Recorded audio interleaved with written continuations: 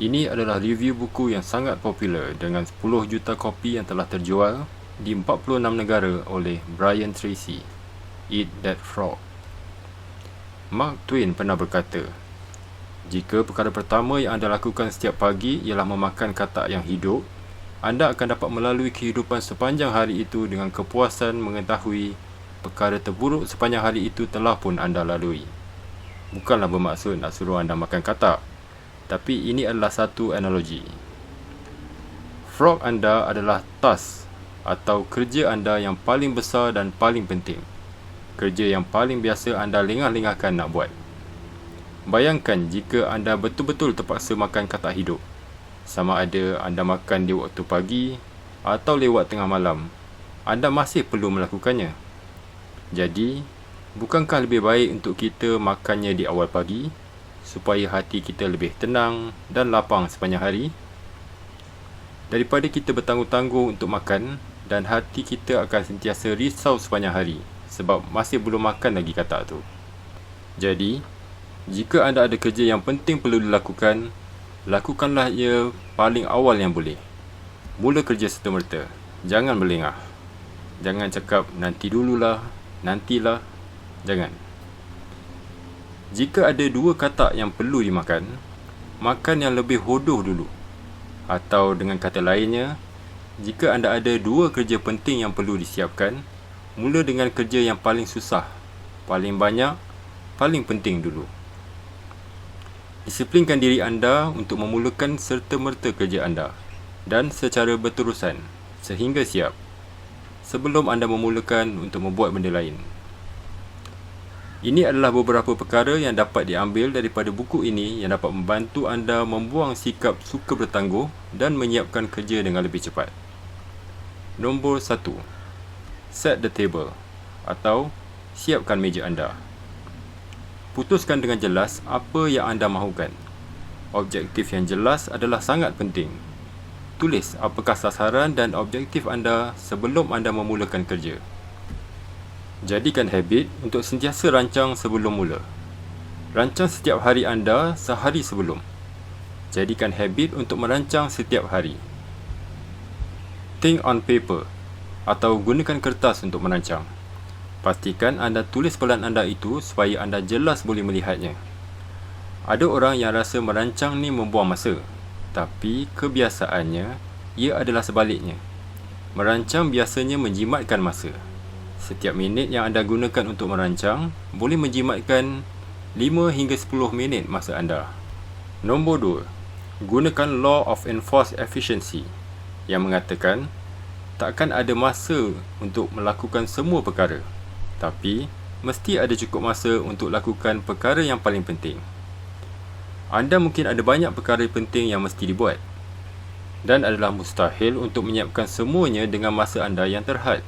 Sebab itu, anda perlu memilih perkara yang paling penting dan lakukannya dahulu. Sentiasa ada masa untuk menyiapkan perkara yang paling penting. Pilih katak yang paling hodoh dan paling besar untuk anda makan dahulu. Jadi, yang mana satu katak anda? Nombor 3. Aplikasikan 80-20 rule atau hukum 80-20, juga dikenali dengan sebagai Pareto Principle. Ia menyatakan, dalam kebanyakan perkara, lebih kurang 80% daripada kesan datangnya daripada 20% daripada penyebab.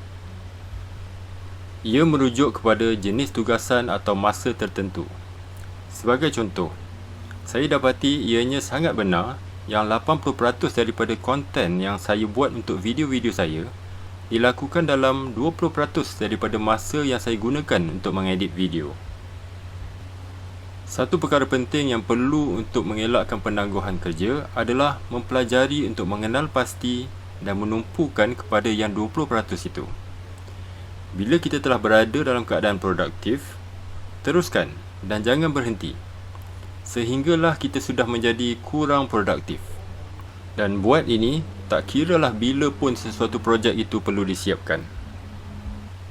Adalah jauh lebih baik untuk menghabiskan sejam sekarang semasa otak kita sedang cerdas dan dapat menyiapkan banyak kerja daripada menghabiskan masa berjam-jam kemudian semasa kita sedang tidak produktif.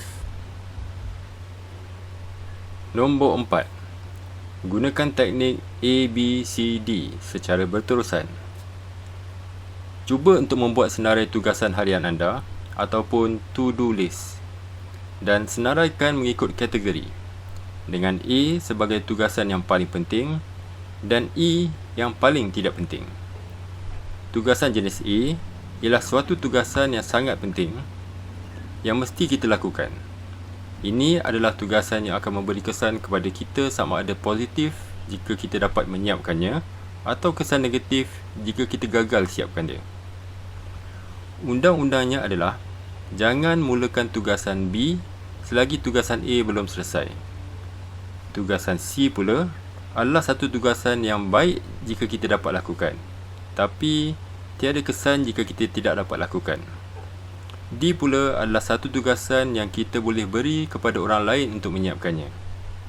Dan E adalah tugasan yang kita boleh tinggalkan terus dan ia tidak memberi apa-apa kesan langsung kepada kita. Dan nombor 5, letakkan tekanan pada diri anda. Anda boleh cuba untuk trik diri anda dengan membayangkan anda terpaksa pergi outstation atau bercuti selama sebulan tak lama lagi. Jadi, anda terpaksa menyiapkan semua kerja anda secepat mungkin sebelum anda pergi. Ini akan dapat memotivasikan diri anda untuk menyiapkan kerja anda sekarang dan berhenti bertangguh. Dan akhir sekali, motivate diri anda untuk memulakan kerja. Jadi cheerleader untuk diri sendiri. Sentiasa lihat perkara yang baik dalam segala keadaan. Tumpukan kepada solusinya dan bukannya masalahnya. Sentiasa jadi optimistik dan membina. Jadi, itulah dia ringkasan daripada buku Eat That Frog daripada Brian Tracy. Jika anda betul-betul committed untuk membuang sikap suka bertangguh anda, Eat That Frog adalah salah satu buku yang sangat bagus untuk dibaca.